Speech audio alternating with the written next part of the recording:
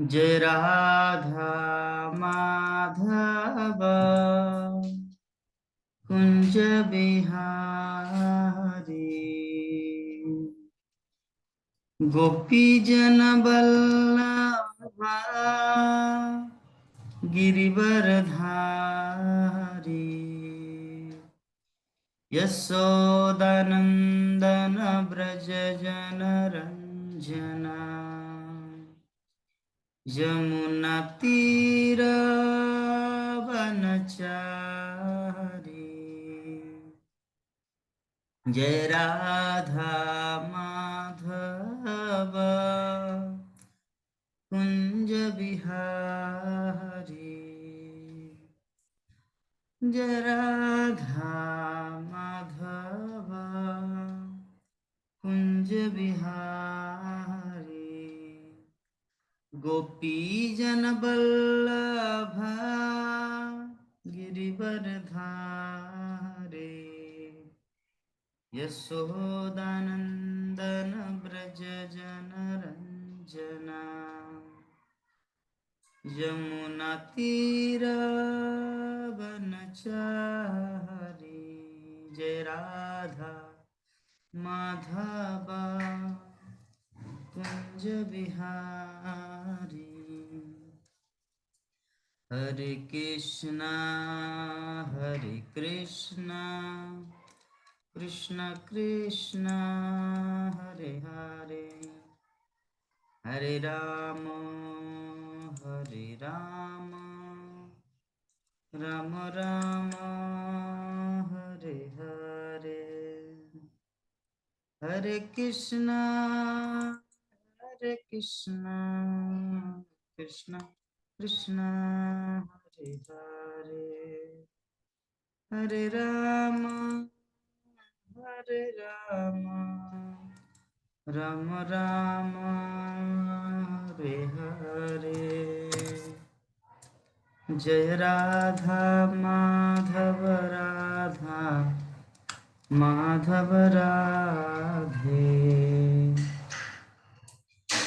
जय पंचतत्व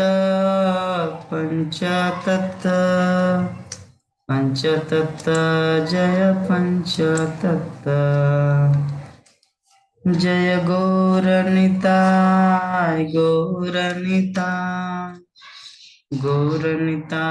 जय गौरनिताय। जय नृसिंहदेव जय नृसिंहदेव। जय प्रहलाद महाराज जय प्रहलाद महाराज। जय जय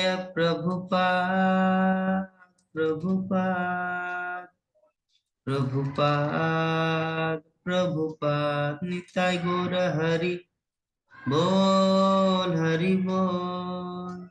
हरि बोल। ओम ज्ञानतिमिरन्धस्य ज्ञानञ्जनशलाकया चक्षुरुन्मिलितं येन तस्मै श्रीगुरुवे नमः।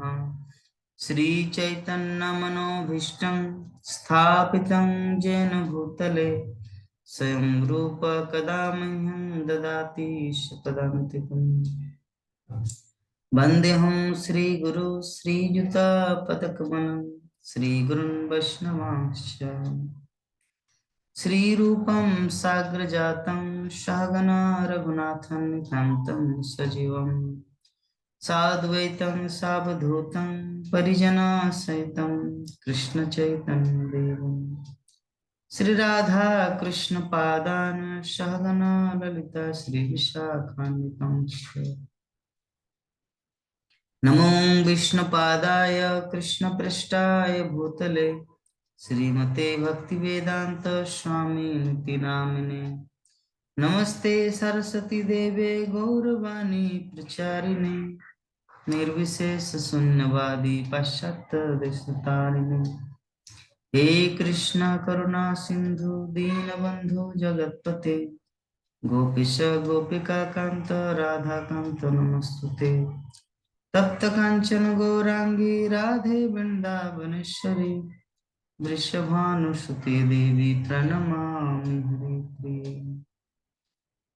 वाञ्छाकल्पतरुभ्यश्च कृपा सिन्धुभ्येव च पतितानां पावनेभ्यो वैष्णवेभ्यो नमो नमः। जय श्री कृष्ण चैतन्य प्रभु नित्यानंद श्री अद्वैत गदाधर श्रीवासादि गौर भक्तबिंद। हरे कृष्णा कृष्णा कृष्णा हरे हरे, हरे राम राम राम हरे हरे। ओम नमो भगवते वासुदेवाय। ओम नमो भगवते वासुदेवाय। ओम नमो भगवते वासुदेवाय। नारायणं नमस्कृत्य नरं चैव नरोत्तमं देवीं सरस्वतीं व्यासं ततो जयमुदीरये। नष्टप्रायेषु अभद्रेषु नित्यं भागवत सेवया भगवती उत्तमश्लोके भक्तिर्भवति नैष्टिकी। मुखं करोति वाचालं पङ्गुलं ते गिरिं यत्कृपातमं वन्दे श्रीगुरुं दिनतारिणं परमानन्दमाधवं श्रीचैतन्यं तमादिदेवं करुणानिधानं तमालवर्णं सुहितावतारम् अपार संसार समुद्र सेतु भजा महाभागवत स्वरूपम। श्रीमद् भागवतम प्रथम स्कंद 17 अध्याय श्लोक संख्या 43-44। सैषयितर्हृदयस्तासनं पार्थिवोचितं पीतामहेन पन्नस्तं राज्ञारण्यं विविक्षता आस्त्योऽधुना स राजर्षि कौरवेन्द्र श्रियोल्लसन् गजाहये महाभागश्चक्रवर्ती बृहच्छ्रवा। अनुवाद और तात्पर्य His Divine Grace Shri Bhaktivedanta Swami Srila Prabhupada के द्वारा। वही सर्वाधिक भाग्यशाली सम्राट महाराज परीक्षित, जिन्हें महाराज युधिष्ठिर ने बन जाते समय हस्तिनापुर का राज्य सौंपा था, अब कुरुवंशी राजाओं के कार्यों से ख्याति प्राप्त करके अत्यंत सफलतापूर्वक संसार पर शासन कर रहे हैं। तात्पर्य, नैमिषारण्य के ऋषियों ने महाराज परीक्षित की मृत्यु के कुछ समय बाद ही दीर्घकालीन यज्ञोत्सव प्रारंभ किया था। इस यज्ञ को 1000 वर्ष तक चलना था और ऐसा ज्ञात होता है कि प्रारंभ में भगवान कृष्ण के बड़े भाई बलदेव के कुछ समकालीन व्यक्ति यज्ञ स्थल पर गए थे। कुछ विद्वानों के मतानुसार वर्तमान काल का प्रयोग भूतकाल की तुलना में समय की छोटी अवधि को प्रदर्शित करने के लिए भी होता है। उसी अर्थ में यहाँ पर महाराज परीक्षित के शासन के लिए वर्तमान काल का प्रयोग हुआ है। सतत तथ्य के लिए भी वर्तमान काल का प्रयोग किया जा सकता है। महाराज परीक्षित के सिद्धांतों को अब भी लागू किया जा सकता है और यदि अधिकारियों में संकल्प हो तो मानव समाज को अब भी सुधारा जा सकता है। अब भी यदि हम महाराज परीक्षित की भांति कार्यवाही करने में दृढ़ हो ले तो कली द्वारा प्रचारित समस्त अनैतिक कार्यकलापों को समाज से हटा सकते हैं। यद्यपि उन्होंने कली के लिए कुछ स्थान निश्चित कर दिए थे, किंतु कली को संसार भर में ऐसे स्थान नहीं मिल पाए क्योंकि महाराज परीक्षित इतने सावधान थे कि जुआ खेलने, मदपान करने, वेश्यावृत्ति तथा पशुवध के लिए कोई स्थान ही न रहे। आधुनिक प्रशासक राज्य से भ्रष्टाचार समाप्त करना चाहते हैं, लेकिन वे निपट मूर्ख होने के कारण ये भी नहीं जानते कि इसे कैसे किया जाए। वे जुआ खेलने के अड्डे, मदिरा तथा अन्य नशीली औषधियों के लिए स्थान, वेश्यालय, होटल की वेश्यावृत्ति तथा सिनेमा घर खोलने तथा हर काम में झूठ के लिए लाइसेंस देते हैं और साथ ही राज्य से भ्रष्टाचार भगाना चाहते हैं। ईश्वर चेतना के बिना ईश्वर का राज्य चाहते हैं। भला दो विरोधी बातें एक साथ कैसे संभव हो सकती है? यदि हम राज्य से भ्रष्टाचार दूर करना चाहते तो हमें सर्वप्रथम समाज को इस तरह संगठित करना होगा कि वो धार्मिक सिद्धांतों को, तप, स्वच्छता, दया तथा सत्य को ग्रहण करे, और हमें परिस्थिति को अनुकूल बनाने के लिए जुआ, शराब, वेश्या तथा असत्य के सारे स्थानों को बंद कर देना पड़े। ये कुछ व्यवहारिक शिक्षाएं हैं जो हमें श्रीमद् भागवत से प्राप्त होती है। तो श्रीमद् भागवतम एक ऐसे ग्रंथ है, हम लोग देखते हैं कि जहाँ पे मनुष्य जीवन के हर प्रश्नों का उत्तर यहाँ पे दिया गया है। हमारा जो जीवन है, इस जीवन में हम लोग को क्या करना चाहिए, क्या नहीं करना चाहिए, वो हम लोग को पता नहीं। जैसे एक बच्चे का जन्म होता है, तो बच्चे के जन्म होने के पश्चात ही वो अपनी बुद्धि से काम नहीं कर सकते, बल्कि माता पिता उनको गाइड करते हैं। उसी तरह शास्त्र ग्रंथ जो है ना, उस माता पिता की तरह के, मनुष्य जीवन रूपी हम लोग एक बच्चे हैं। उस बच्चे को कैसे चलना है, माता पिता के गाइड के अनुसार। उसी प्रकार शास्त्रों में, ग्रंथों में ये सब विधियां प्रदान की गई है। उस विधियों को अपनाएंगे तभी हम लोग जीवन में सफल होंगे। अन्यथा, जैसे एक बच्चा, अगर बच्चा माता पिता की बात अगर बचपन से न माने तो क्या होगा, उनका अंतिम दशा चोर बन जाएंगे, डकैत बन जाएंगे, आतंकवादी बन जाएंगे। आतंकवादी कौन बनते? जो माता पिता की बात को नहीं मानते। कोई माता पिता नहीं चाहता कि मेरा बेटा आतंकवादी बने, बल्कि परिस्थिति बस वो ऐसा बन जाता है क्योंकि उस तरह का कुसंग उसे प्राप्त होता है।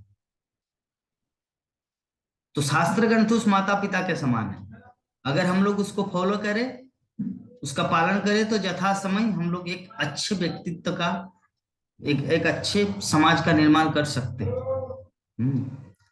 तो हमेशा ध्यान रखना चाहिए कि शास्त्रों में जो विधि बताई गई है, उस विधि को हम लोग कड़ाई से पालन करें। उसको पालन करके हमारा खुद का जीवन सफल होगा, और सामने वाले व्यक्ति है का भी जीवन सफल होगा। तो यहाँ पे परीक्षित महाराज, श्रीमद् भागवत वर्णन किया गया कि किस प्रकार कली को, अर्थात साक्षात कली रूपी जो मूर्ति, हरे कृष्णा माता जी, हरे कृष्णा प्रभु जी। कैसे हैं? ठीक है प्रभु जी। जमशेदपुर से ना? हाँ जी प्रभु जी। जमशेदपुर से जी जी जी प्रभु जी। पहचान लिए। वो जो क्लास क्लास सुनने आए थे ना प्रभु जी। ठीक है। आप मोबाइल को ऐसे कीजिए ताकि अच्छा वीडियो आए। हाँ, ठीक है। तो ये जो हमारा प्रसंग चल रहा है, प्रसंग के अनुसार कि श्रील प्रभुपाद हम सबको बताना चाह रहे हैं कि महाराज परीक्षित जो है वो कौन है? पूरे पृथ्वी का सम्राट। जब महाराज युधिष्ठिर बन गए, अर्थात पांचों पांडव जब सब कुछ, जब उनको पता चला कि भगवान श्री कृष्ण अब नहीं रहे इस संसार में, वो चले गए भगवत धाम। तो जब भगवान ही नहीं है, भगवान श्री कृष्ण ही जगत में नहीं, तो यहाँ पे हम लोग क्या करेंगे? क्योंकि एक भक्त का जीवन जो होता है ना, इंजॉयमेंट करने के लिए नहीं होता। भक्त का जीवन होता है कृष्ण की खुशी, भगवान की प्रसन्नता। तो कृष्ण की प्रसन्नता के लिए एक भक्त का जीवन होता है। तो महाराज युधिष्ठिर ने सोचा, वो अपने चार भाई को नहीं बोला कि आप लोग भी मेरे साथ चलिए, बल्कि वो खुद चला। तो चारों भाई इतने ओबीडिएंट थे, इतना आज्ञाकारी थे कि बड़ा भाई जो करेंगे हम लोग भी वही करेंगे। तो बड़ा भाई का प्लान क्या था? क्योंकि नारद मुनि उसको पहले ही इंफॉर्मेशन दिया था कि कुछ ही दिन के अंदर भगवान भगवत धाम चले जाएंगे। तब तब से ही माइंड सेटअप कर लिए थे युधिष्ठिर महाराज। जब भगवान ही नहीं रहे तो यहाँ पे हम क्या राज्य का भोग करेंगे? अभी तो राजा बन गए, और राजा का 56 भोग आएगा, अच्छा विलासिता, मसाज करने के लिए दासियां पंखा झिलाएंगे। तो इतना इंजॉयमेंट के लिए भक्त का जीवन नहीं होता। भक्त का जीवन है कृष्ण की प्रसन्नता के लिए। तो युधिष्ठिर महाराज ने सोचा कि चलो ये सब अभी एंटरटेनमेंट नहीं करना है, मुझे अभी जाना है। कृष्ण तो अब तक हमारे साथ थे, भगवत धाम में जाके कृष्ण से मिलना है। तब युधिष्ठिर महाराज अपना परिवार त्याग करके परीक्षित महाराज को राजगद्दी में बैठा के वो वनगमन किए। ठीक है। तो परीक्षित महाराज वैसा ही शासन किया जैसे उनके पूर्वज लोग शासन किए थे। युधिष्ठिर महाराज जैसे शासन किया था वैसे ही शासन किए थे। पूर्ववंशी राजाओं के कार्यों से ख्याति प्राप्त करके अत्यंत सफलतापूर्वक परीक्षित महाराज शासन कर रहे थे।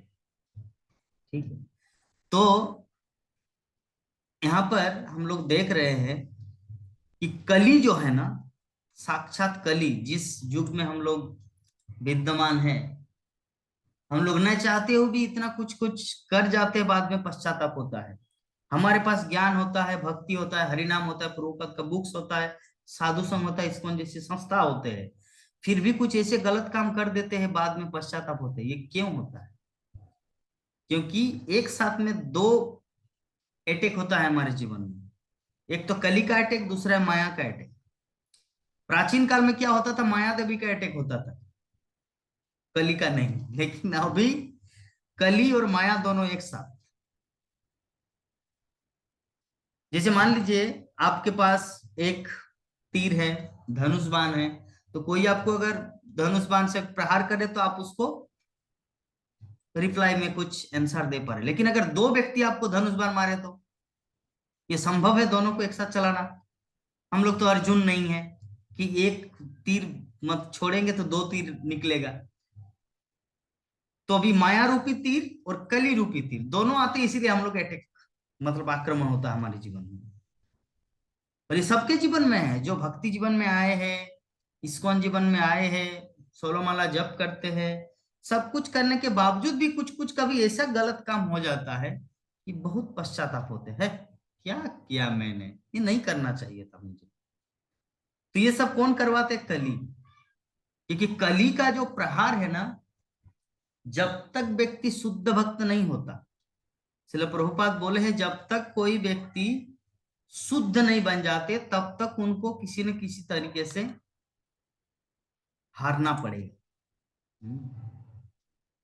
और कली का, इस संसार में कली जो है, कली 4 तीर से प्रहार करते हैं।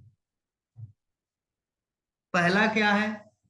जुआ खेलना। जुआ खेलना मतलब एवरीबॉडी, श्रील रूप गोस्वामी भक्ति रसामृत सिंधु में वर्णन करते हैं कि अव्यर्थ कालत्तम, अर्थात एक कृष्ण भक्त जो होगा वो कभी भी अपने समय को व्यर्थ नहीं गंवाएंगे।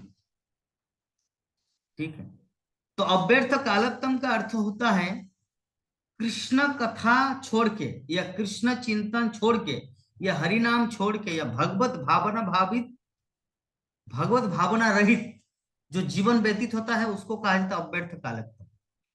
तो जो व्यक्ति, जो कृष्ण भक्त हो या ऑर्डिनरी पर्सन, अगर कोई कृष्ण चिंतन को छोड़ के कुछ भी कार्य करे तो उसको जुआ बोला जाता है, गैम्बलिंग।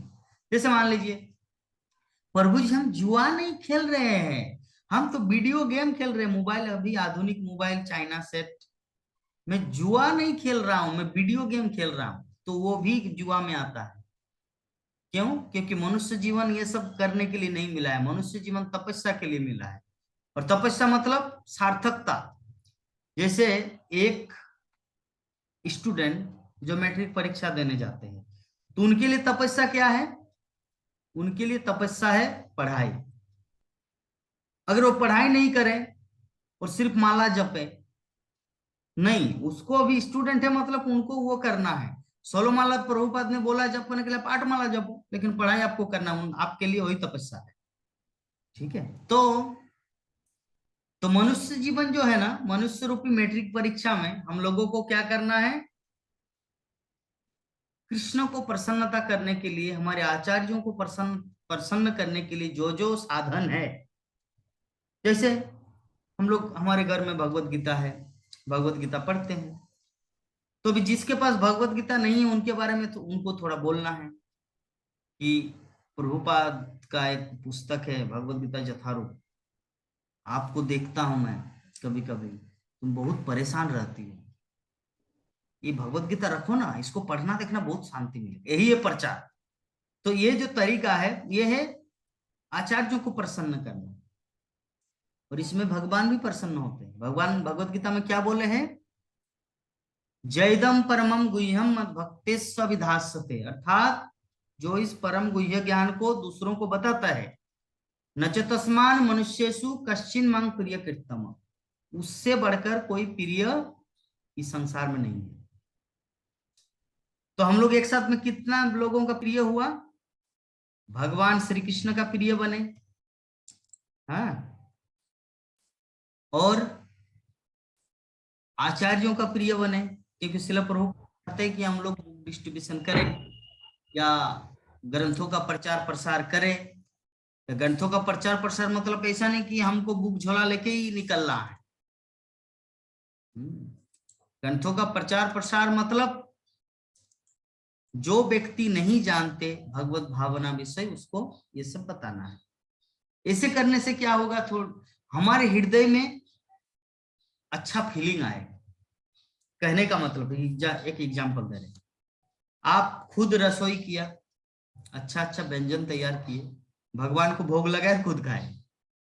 और एक दिन क्या किया, द्वादशी के दिन में अच्छा अच्छा व्यंजन तैयार किया, भगवान को भोग लगाए, और कोई वैष्णव आए और वैष्णव खाए, उसके बाद आप खाए। तो दोनों में डिफरेंस क्या है? दोनों में आनंद कौन सा है? जो वैष्णव को खिलाना, दूसरों को हेल्प करना। उसी प्रकार खुद भक्ति करना अच्छा है, लेकिन साथ में अगर किसी दूसरों को भी अगर जोड़ा जाए तो उसमें और ज्यादा आनंद मिलता है, उसमें और ज्यादा आनंद मिलता है। तो इसी प्रकार हम लोग देख रहे हैं कि शिल प्रभुपाद भी, हमारे और भी आचार्य वर्ग भी जितने सारे हैं, खुद खा के संतुष्ट नहीं थे वो लोग, दूसरों को खिला के संतुष्ट था। वृंदावन धाम में कितना सुंदर अच्छा प्लेस था शिल प्रभुपाद का, लेकिन सब कुछ छोड़ के अमेरिका चले गए, नरक गए। किस लिए गए? खुद तो खा रहे, दूसरों को भी खिलाना है। वही है वास्तविक अहिंसा। अन्यथा हम लोग भगवत गीता यथारूप में श्रवण किए हैं। हिंसा का अर्थ क्या होता है, या अहिंसा का अर्थ क्या होता है? हिंसा मतलब किसी जीव को काटना ही नहीं है। हिंसा मतलब, हिंसा का अर्थ होता है कि जो चीज आपके पास है वो दूसरों को न देना, वो भी एक हिंसा है। तो इसका मतलब ये नहीं कि प्रभु जी हम तो चाहते हैं प्रचार प्रसार करने का, कोई लेना नहीं चाहता। लेना तो नहीं चाहेंगे, हर कोई थोड़ी लेगा। अगर सभी आपकी भक्ति को लेना चाहते तब तो ये मेटेरियल वर्ल्ड नहीं रहता, ये भगवत धाम रहता। ये भौतिक जगत है। दिस इज द प्रूफ कि कोई भगवत भक्ति में रुचि नहीं लेगा, कृष्ण चिंतन में रुचि नहीं लेगा, या भगवान श्री कृष्ण से ही प्रेम करना है इस विषय में भी रुचि नहीं लेगा। लेकिन एक चीज है, अगर आप कृष्ण से प्रेम करते हैं ना, तो कृष्ण को जो प्रेम करने वाला व्यक्ति है वो आपसे मिल जाएगा। लेकिन अगर आप में ही अगर कृष्ण के प्रति प्रेम नहीं है फुल्ली, तो आप चाह के भी दूसरों को नहीं, प्रभु जी हम ट्राई करते हैं, लोग नहीं लेते भगवत गीता, क्योंकि आपके अंदर खुद प्रेम, उतना प्रेम नहीं है कृष्ण के साथ। तो कृष्ण के साथ हम लोगों को प्रेम को बढ़ाना है।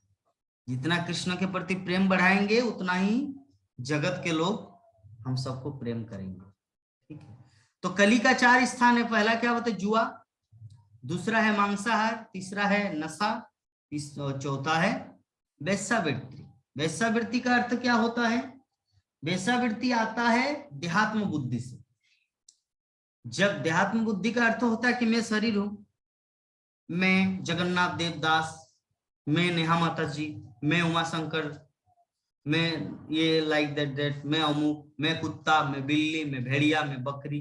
तो इस पर जो देहात्म बुद्धि के द्वारा हमारा मेटेरियल वासना उत्पन्न होता है। लेकिन जब हम लोग इस देहात्म बुद्धि से ऊपर उठकर आध्यात्मिक धरातल में धीरे धीरे अग्रसर होंगे, तब क्या होगा? ये जो काम वासना है ये धीरे धीरे कमते जाएगा, ये धीरे धीरे मिनिमाइज होगा। ये ज्यादा बढ़ता है। कोई कोई प्रश्न करते, प्रभु जी भक्ति जीवन में आके भी काम वासना तो बहुत ज्यादा बढ़ रहे हैं, इसका मतलब क्या है? इसका मतलब कि भक्ति जीवन में तुम आए ही नहीं। क्योंकि भक्ति जीवन में आना सिर्फ हरि नाम करना ही नहीं, भक्ति जीवन में आना मतलब भगवत साक्षात्कार करना है। भगवत साक्षात्कार, और भगवत साक्षात्कार कैसे होगा? हमारे आचार्यों का दिया गया प्रवचन, साधु संतों के मुख से हरि कथा, श्रील प्रभुपाद का ग्रंथों का अध्ययन जितना हम लोग करेंगे उतना हमारा साक्षात्कार होगा। सिर्फ हरि नाम करेंगे नहीं, नहीं, हरि नाम सार है, सार बोलने से नहीं चलेगा। दूध में सब कुछ मिलता है, अन्न का भी है, सब्जी का भी गुण मिलता है दूध में, अन्न का भी गुण मिलता है, रोटी का भी सब कुछ है। तो क्या व्यक्ति सिर्फ दूध पी के जीवित रह सकता है? नहीं। तो उसी प्रकार सिर्फ हरि नाम करके नहीं जीवित रह सकते। आपको मंगल आरती उठना है, दर्शन आरती करना है, भगवान का दर्शन करना है, भगवत गीता पढ़ना है, भागवतम करना है, साधु संग करना है, प्रचार करना है, खुद का भजन करना है, सब कुछ करेंगे तब भक्ति होता परफेक्ट। तो मेरे गुरु महाराज श्रीमद भक्तिचार्य स्वामी गुरु महाराज बोले थे कि साधन भजन मंगल आरती दर्शन आरती ये सब ये भगवान को भोग लगाना, ये जितना कुछ है ये 50% है, और दूसरों को भक्ति देना वो 50%, तब मिलता है 100%, तब होता है भगवान का दर्शन। 100% सिर्फ अपने प्रयास से नहीं होता है, 50% होता है। हम लोग ये जितना कुछ करते हैं ना, घर काम लड्डू गोपाल को भोग लगाना, अपने ससुर सासुड़ी देवरानी देवर, ये सब जितना कुछ सेवा है, ये खुद का भजन सोलोमाला जप, ये जितना कुछ सब अगर परफेक्टली तरीके से करेंगे तो कितना परसेंटेज आपको मिलेगा? 50। और बाकी 50% कहां से आएगा भक्ति जीवन में? बाकी 50% आएगा प्रचार करके। अभी प्रचार के लिए अभी बोलेंगे प्रभु जी हम कैसे प्रचार कर सकते, हम तो नारी हैं। तो श्रील प्रभुपाद दूसरा एग्जांपल दिए, जैसे अलग अलग पक्षी होती है। एक पक्षी होते हैं जो एक आंगन से दूसरे आंगन में उड़ के जा सकते हैं, एक पक्षी होते हैं जो एक गांव से दूसरे गांव जा सकते हैं, एक पक्षी ऐसे है जो एक जिला से दूसरे जिला जा सकते हैं, एक पक्षी है एक राज्य से दूसरे राज्य, एक पक्षी है एक देश से दूसरे देश, एक पक्षी है एक ग्रह से दूसरे ग्रह, और एक पक्षी है एक ब्रह्मांड से दूसरे ब्रह्मांड जा सकते। सबके पास अपनी अपनी कैपेसिटी है उड़ने की, लेकिन सभी उड़ते हैं। उसी प्रकार ये जो प्रचार प्रसार है, श्रील प्रभुपाद हम लोग नहीं है कि अमेरिका में जाकर प्रचार प्रसार करें। तो प्रभुपाद ब्रह्मांड में उड़ने वाले पक्षी हैं। हम सब कोई अपने मासी को, कोई अपने पीसी को, कोई अपनी बुआ को हरि कथा सुना रहे हैं, या कोई अपने मामा को, कोई अपने मामा के बच्चे को, आंगन में उड़ने वाला, कोई एक गांव से दूसरे गांव उड़ने वाले पक्षी।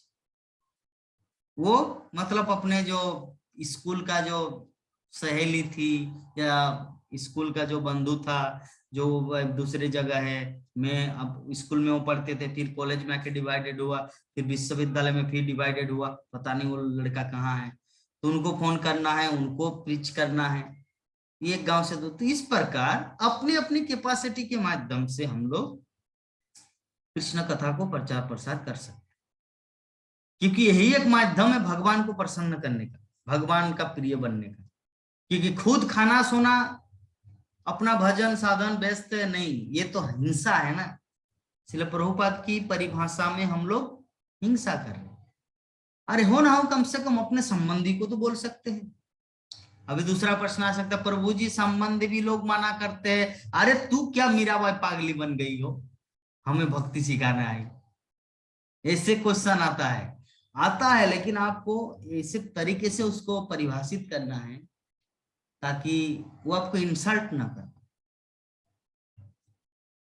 वो आपको इंसल्ट ना कर पाए, नहीं ना कर पाए।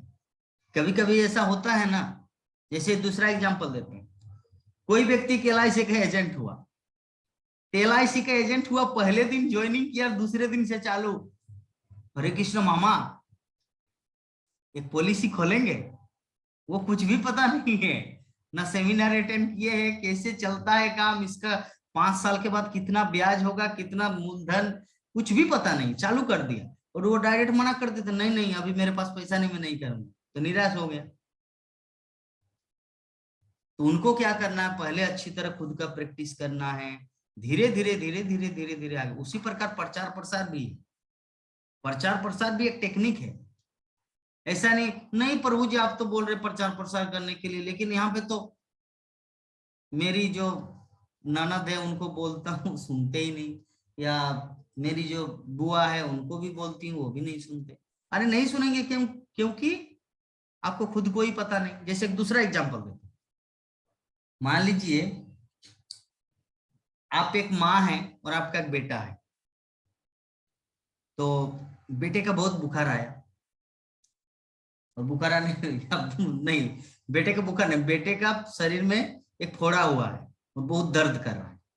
तो अभी आपने क्या किया? हाय रे मेरे प्यारे बच्चे, कितना कष्ट पा रहे, रुको रुको मैं किचन से चाकू लेके आता हूँ, मैं काटता हूँ उसको। चाकू लेके आएंगे तो आपका बेटा भागेगा या ऑपरेशन करने देंगे आप? यद्यपि आप उनकी माँ है, तो क्या बच्चा भागेगा या वहां पर रहेगा? भाग जाएंगे। क्यों? क्योंकि आपके प्रति ट्रस्ट नहीं है, क्योंकि आप मेडिकल कॉलेज में जाके डॉक्टरी नहीं किए हैं कि कैसे फोड़ा को ये करना है, कैसे उनको रुआ देना है, कैसे प्लास्टिक सर्जरी करना है, कैसे क्या, लाइक लाइक दैट आपको कुछ भी नहीं पता। आप ममता के बस, स्नेह के बस अपने बेटे को बचाना चाहता, चाकू लेके आए मैं काट देता हूँ, यही आपको दुख दे रहा है ना, ये फोड़ा, इसको मैं काट देता हूँ। तो ऐसे करने से क्या बच्चा वहां पे रुकेगा? बच्चा भागेगा। तो वैसे ही होता है प्रचार प्रसार में भी, हम लोगों को कुछ पता होता नहीं, और जब हम लोग उनको प्रीच करने जाते तो इसे भागते, क्या सुन, छोड़ो ना, मुझे अभी सीरियल देखना है। अगर आपके पास कॉन्विंसिंग ज्ञान होगा तो वो समझ जाएंगे, लेकिन आपके पास खुद ही नहीं, इसीलिए इफेक्ट नहीं होता। ठीक है, खैर जो भी, हम लोग टॉपिक में आ जाते हैं।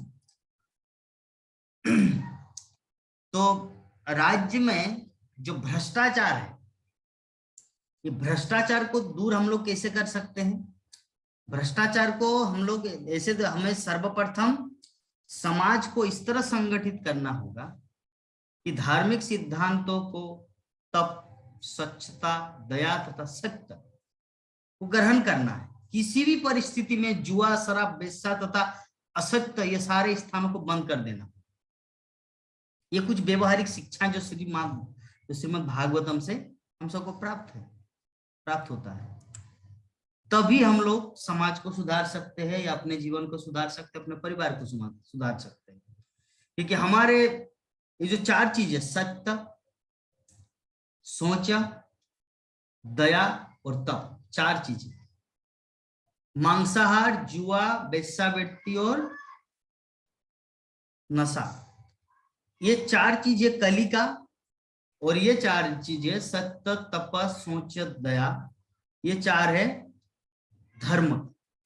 धर्म और कली दोनों का लड़ाई होता है। अगर हमारे पास ये चार चीज होगा तो चार चीज हम लोग को पराजित नहीं कर सकते। एक दूसरा एग्जांपल देते हैं।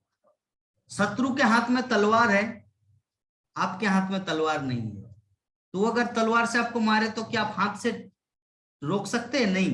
हाथ से रोकेंगे तो आपका हाथ कट जाएगा, लेकिन तलवार से रोकेंगे तो नहीं कटेगा। तो हमारे पास चार चीज रहना है, चार चीज रूपी तलवार, क्या? सत्य, तप, सोच तथा दया। तब ये चार चीज नहीं होगा। क्या चार चीज? मांसाहार, जुआ, वेश्यावृत्ति और नशा। ये चार चीज एक शत्रु का तलवार है, और ये चार चीज हमारे खुद का तलवार है। इस तलवार से हम लोग उसको रोक सकते हैं, वो प्रहार करेंगे, हम लोग रोक सकते हैं। लेकिन अगर हमारे पास तलवार नहीं है तो वो काट देंगे हम। हमारे पास अगर सत्य न रहे, तप न रहे, सोच न रहे, शुद्धता न रहे, दया न रहे, तो तुरंत हम लोग कली द्वारा ग्रसित हो जाएंगे, माया द्वारा बद्ध बन जाएंगे। इसीलिए इस्कॉन में ये तलवार दिया गया है, शत्रु से रक्षा पाने के लिए। श्रील प्रभुपाद ने इसीलिए सभी भक्तों के हाथ में एक एक तलवार दिए है, क्षत्रिय राजाओं भांति। कौन सा तलवार? सत्य, सोच, तप, दया, ये चार चीज होगा। ये चार चीज होगा तो काम वासना, नशा, जुआ, मांसाहार ये आपको अटैक नहीं करेगा। और अगर आपके हाथ में तलवार नहीं है, अटैक करेगा। तो श्रीमद् भागवतम हमें ये शिक्षा देना चाह रहे हैं, हम लोगों को ये समझना है। तो 45 नंबर जो श्लोक है, 45 नंबर श्लोक में हम लोग यहाँ पे देख रहे हैं इत्थं भूतानुभावोऽयम् अभिमन्यु सुतो नृपा यस्य पालयतो छोनिं यूयं सत्राय दीक्षिता। ये अभिमन्यु पुत्र महाराज परीक्षित इतने अनुभवी है कि उनके पटु शासन तथा संरक्षक के बल पर तुम सब प्रकार का यज्ञ संपन्न कर रहे हैं। तात्पर्य में श्रील प्रभुपाद बोलना चाह रहे कि ब्राह्मण तथा सन्यासी समाज के आध्यात्मिक उन्नयन में अत्यंत दक्ष होते हैं, जबकि क्षत्रिय या प्रशासक मानव समाज में भौतिक शांति तथा संपन्नता लाने में दक्ष होते हैं।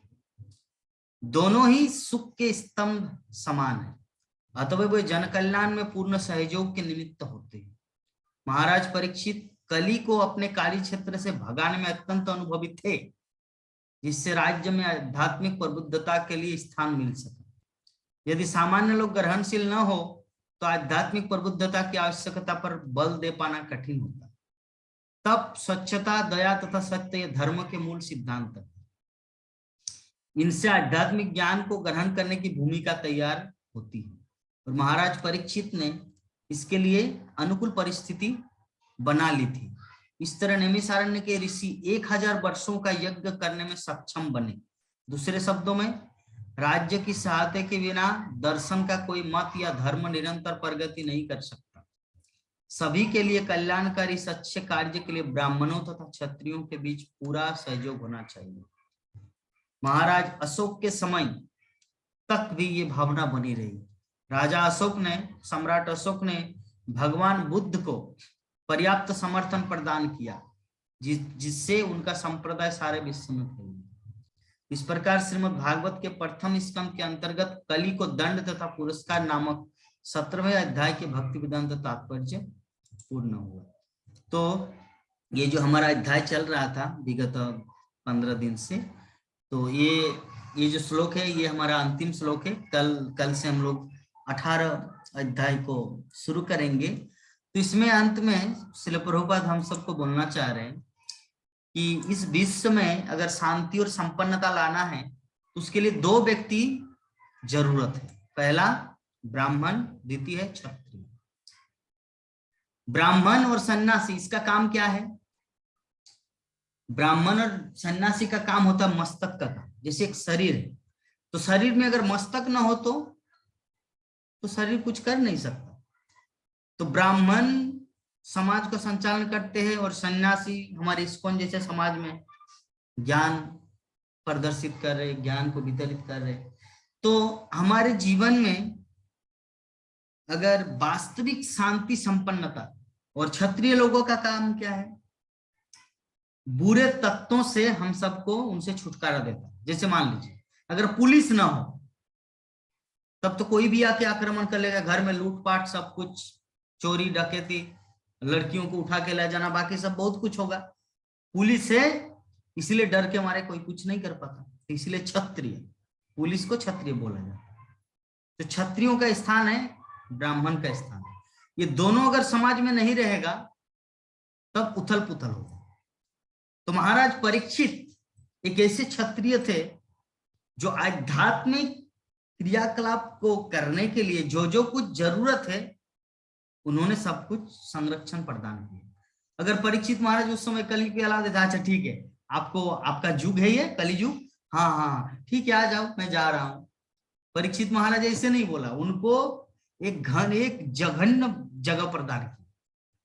आप मीट जहां पे काटते हैं कसाई खाना, वहां पे जाके रहे, जहां पे वेश्या व्यक्ति होते हैं वहां पे जाके रहे, जहां पे मांस क्या बोलते, जहां पे मीट क्या बोलते नशा करते हैं लोग, वहां पे जाके रहे, ठीक। और जहां पे जुआ खेलते हैं, टाइम वेस्ट करते हैं, वहां पे जाके रहे। कली को ऐसे स्थान प्रदान किया। जैसे एक दूसरा एग्जांपल दिया जा सकता है, मान लीजिए आपका घर जो है ना वो राजमहल की तरह, और राजमहल में तो कोई एक अच्छे व्यक्ति आए तो आप उनके लिए कौन सा कमरा देंगे? जो स्वच्छ कमरा हो, अच्छा साफ सुथरा है, एसी टीवी सब कुछ लगा हुआ है, फ्रिज वगैरह, सुंदर सुगंध आ रहे रूम से, आप उनको वैसे रूम देंगे। और कोई एक व्यक्ति आए जो पूरा एकदम छींटा पैन फटा हुआ पैंट शर्ट एकदम पूरा दुर्गंध आ रहा है, लेकिन आप इतना सुंदर व्यक्ति है कि कोई भी आपके दरबार में आए आप उसको भगाते नहीं, तब आप उनके लिए कौन सा जगह देंगे? जगह देंगे, लेकिन कौन सा जगह देंगे? गौशाला। आपके घर में जो गौशाला है, आप गौशाला में जाओ, वहां पे आप जैसे बैल भैंस रहता है, गाय, वहीं पर रहना है। तो व्यक्ति की योग्यता अनुसार उनको स्थान मिलता है। तो कली की जैसी योग्यता थी, परीक्षित महाराज ने उनको वैसे योग्य स्थान प्रदान किया। योग्य स्थान क्या क्या था हम लोग समझ गए, कसाई घर, वैश्यालय, मदिरालय और जुआ जुआ खेल जहां पे होता है, टाइम वेस्ट जहां पे होता है। जब अंत में उनका इच्छा पूरा नहीं हुआ, बोले कि ये तो आपके राज्य में तो कहीं पर है ही नहीं, क्योंकि आप इस तरह का शासन बना के रखे हैं, कहीं पर दिखने को नहीं मिल रहा। इसे एक इसको हम लोग समझ सकते हैं, जो हम सब जो भक्त हैं ना, इस्कॉन डिवोटी के लिए प्रॉब्लम क्या होता है, मथुरा में भी, ये तो भगवान का धाम, मैं आपको खुद अपना अनुभव बता रहा हूँ। हम दोनों गए थे वृंदावन मार्च में, तो वृंदावन से मथुरा आ गए ऑटो रिजर्व करके, जिसमें विभिन्न मथुरा का दर्शन कर सके, विश्राम स्थल, विश्राम घाट, आपका ये घाट, वो घाट, सब ये घाट, 84 खंबा, ये सब जो भ्रमण करते। अभी तो लंच का टाइम हो गया, अभी खाएंगे कहाँ पर? तो मथुरा में बहुत सारे होटल है, जैन होटल है, अग्रवाल होटल है, वैष्णव होटल है, ऐसे ऐसे बहुत जगह है। तो अभी सब होटल में जाके बोलना पड़ता है, अच्छा आप लोग पूरा शुद्ध शाकाहारी है ना? हाँ हाँ, लेकिन हम लोग सलाद में प्याज देते हैं। बोला वाह, सलाद में प्याज देते हैं। दूसरा जगह गए अग्रवाल, आपका क्या है, कैसा है, आप लहसुन प्याज देते हैं क्या? हाँ, लहसुन प्याज सब्जी भी नहीं देते, लेकिन सलाद में प्याज चलता है, वही चाकू से काटते हैं। तो कितना भटकना पड़ा, उनमें से एक वैष्णव होटल मिली, तब वहां पर खाए, क्योंकि इस्कॉन मंदिर तो वृंदावन में है, मथुरा में नहीं है। और हम लोग अभी मथुरा में के आके फंसे हैं, क्योंकि फिर वो कुछ कुछ जगह जो दर्शनीय बाकी था, जो मंदिर बंद हो गया, अभी वो दर्शन करना बाकी है, तो इसीलिए भी दोपहर का टाइम में कुछ खाना है, तो कितना जगह भटकना पड़ा। तो कोई एक अच्छा जगह मिला। तो कली जो है ना, कली को हर जगह एकदम निरामिष होटल मिल रहा था, उनको उनकी इच्छा है आमिष होटल में खाना, कली को। तो परीक्षित महाराज एक ऐसा राज्य का निर्माण किए हैं जहां पे हर जगह निरामिष है, शाकाहारी है। तो उनको प्लेस कौन सा दिया गया है? मांसाहार का प्लेस। तो कोई कहीं पर तो मांसाहार है ही नहीं, तो अभी कहां जाएंगे वो? जैसे अब बात को समझ गए ना, हम एग्जाम्पल दिए, जैसे किसी किसी शहर में जो भक्त होते हैं उनके लिए प्रॉब्लम होता है, शुद्ध शाकाहारी भोजन उन्हें मिलना कठिन। तो कली को भी वैसा कठिन हो रहा था, मतलब शुद्ध मांसाहारी जगह मिलना। परीक्षित महाराज के समय में ना कोई जुआ खेलता था, ना कोई मीट मछली खाता था, ना कोई क्या बोलते नशा करते थे। तो जाए तो कहाँ जाए, वो बेचारा थक गया। तब आके बोले कि महाराज, very very difficult to find out that type of place, please tell me where stay, मैं कहाँ रहूं। तब बोले कि ठीक है, एक छोटा सा स्थान प्रदान करे, सोना दुकान में घुस जाओ, क्योंकि वहां पे अभी थोड़ा सा काम बसना ऐसे रहता है, सभी सोना खरीदने नहीं जाते कि मैं अपने लड्डू गोपाल के लिए, कृष्ण बलराम के लिए, भगवान के लिए ये करूं।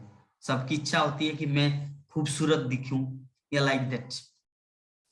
तो वो तो खुद की इंद्रिय तृप्ति हो जाता है, तो आप वहां पे रह सकते हैं।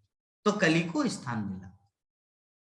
ठीक है, इस प्रकार ये जो पूरा अध्याय है हमारा, कली को दंड तथा पुरस्कार, ये हमारा अध्याय संपन्न हुआ। कल से हम लोग 18 अध्याय चालू करेंगे। तो अगर कुछ प्रश्न है या कमेंट है या फीडबैक है, माता जी, नेहा माता जी बोल सकते हैं। हरे कृष्ण।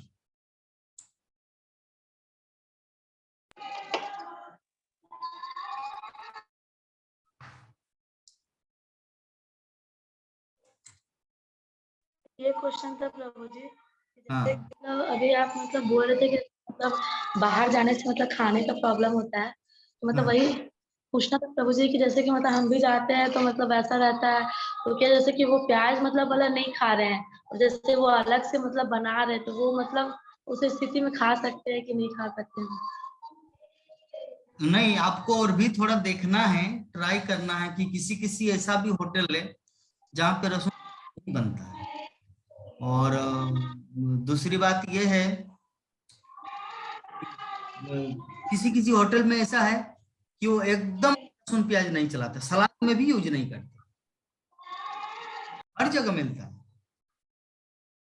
हाँ, फाइंड आउट करना है, थोड़ा सा परिश्रम होगा। मुझे आवाज नहीं आ रहा। आवाज नहीं आया? अभी अभी आया प्रभु। मैं बोल रहा हूँ कि देखिए, हम लोग जब ब्रजमंडल परिक्रमा कर रहे थे, ब्रजमंडल नहीं, अ, गिरि गोवर्धन परिक्रमा जब किए, तो उसमें भी जब शाम दोपहर में जब हम लोग रुके प्रसादम के, तो बहुत सारे होटल है।